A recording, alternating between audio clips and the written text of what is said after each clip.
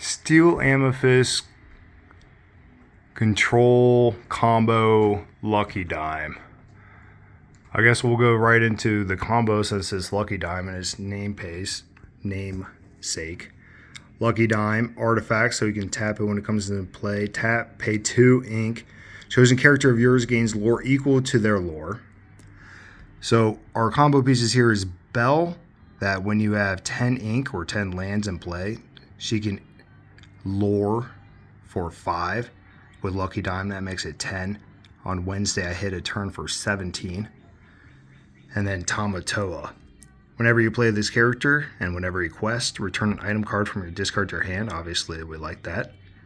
And then gets +1 lore for each item you have in play. So you can get that up to 4 usually, and then hit Lucky Dime. So that's our combo. That's our finishers, and we'll kind of work backwards. I guess we'll go to the obvious first, which is cantrips. You know I'm playing them. I would never not. Develop your brain. Look at the top 2 cards of your deck. Put one into your hand, one on the bottom. Inkable. Popsicle. Big deal. Whenever you play this item, you may draw a card. So this is also going to work with, we'll skip right to Flamisham. Whenever this character, whenever you play him and whenever you quest, you may banish one of your items and draw 2 cards. Huge draw engine, especially with Popsicle. And then a big boy, Fishbone Quill. Put any card from your hand into your inkwell face down. That's our accelerant. That gives us quicker mana or ink faster. Play bigger creatures. We can sacrifice them with Flavisham, draw tons of cards. That's 2 cards. So if Flavisham sits on the field, he's a giant card draw engine. And then we want to play 1 jump ahead, put the top card of your deck into your inkwell face down and exerted. So ideally, we're going to take a turn 1 Popsicle, into a turn 2 1 jump ahead, into a turn 3 Flamisham, and then just start our card draw engine into Oblivion. The alternate route is Fishbone Quill for turn 4 would be your 5 drops. We'll get into our bombs in a minute. The rest of our control, fire the cannons on Inkable, 2 damage to character. Man, I'm liking this edition.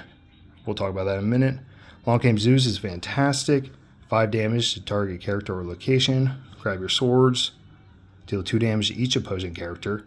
That's great for aggro, so we won't even really talk about aggro.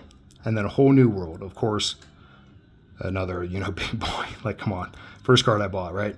Each player draws or discards their hands and draws 7. So, of course, we can get, some items back with Tamatoa or, replenish our hand.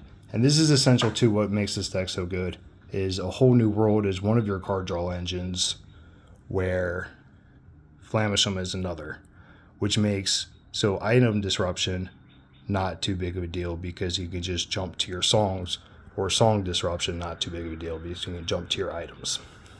And then Let It Go. Singleton, I love it. You may put chosen character into their, it's just a kill spell, into their inkwell face down exerted. I would, or I've seen decks play just 4 Let It Go and not fire the cannon. And that seems like a great choice since Let It Go is a 5-drop and can kill anything.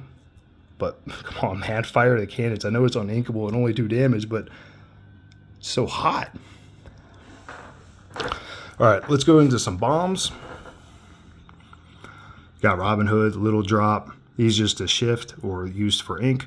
Robin Hood, big one, is fantastic. During your turn, whenever this character banishes another character, gain 2 lore, so he gives us some early lore. And then whenever this character is banished, draw a card. Tinkerbell, good since sense 1. She has a shift, although we're not playing our target. We'll talk about that. Whenever you play this character, deal 1 damage to each opposing character, which again works very well with grab your swords and fire the cannons. And then during your turn, whenever this character banishes another character in a challenge, you may deal 2 damage to opponent character. Fantastic. Cogsworth, weird but relevant. Ward, shift, again, we have no targets. Ward is very important. Opponents can't, choose this as a challenge. We'll get right into that because up here I put a lot of the meta that we're scared of and a lot of the cards that we don't want. So one of the cards that we're very scared of, or every deck is scared of, is Madame Medusa. When you play this character, banish chosen opposing character with 3 power or less. So that is a great card that hits that. We will see that, but he can't or she can't Cogsworth, because Cogsworth they have to still, pick.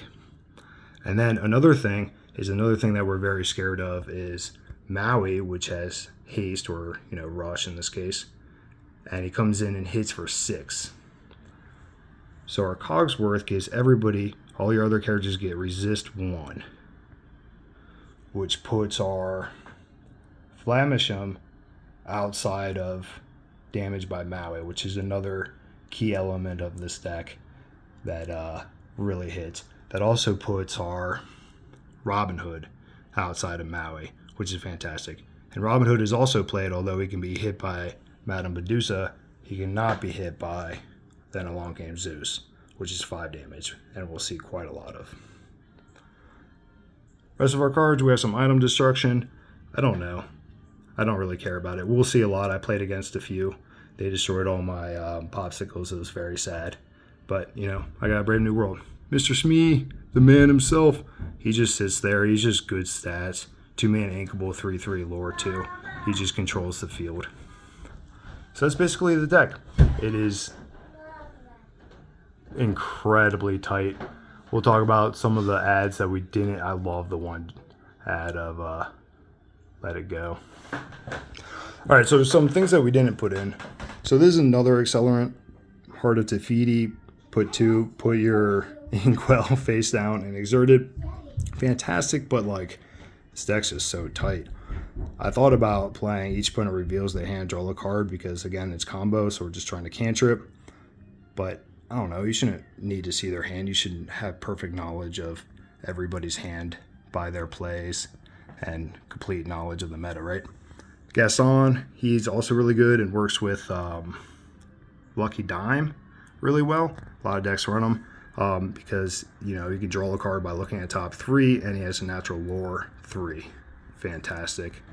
Grandma Tala is just kind of a filler, draws a card a little bit better, but it smooths the deck out. People are talking about these guys getting more utility, but man, I don't got room for more utility. And then Duck Manor is a fantastic location, inkable, power 9 or strength, whatever, health 9. So really hard to destroy. That gets you lots of lore, but again, we're kind of trying to combo.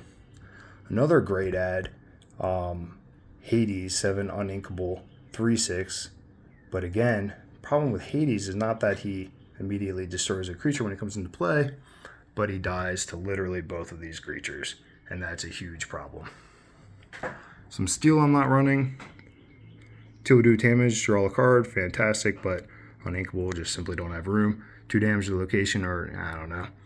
Rise of Titans, banish item or location, I don't got time.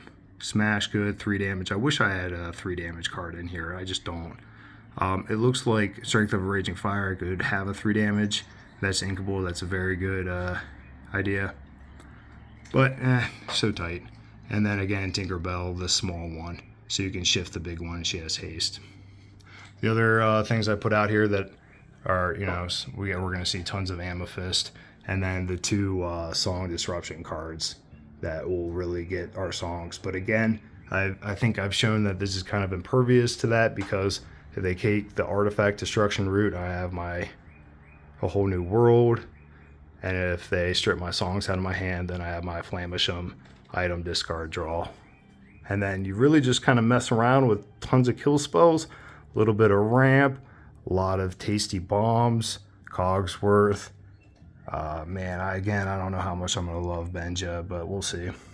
And then just a splash of combo. Thanks, guys.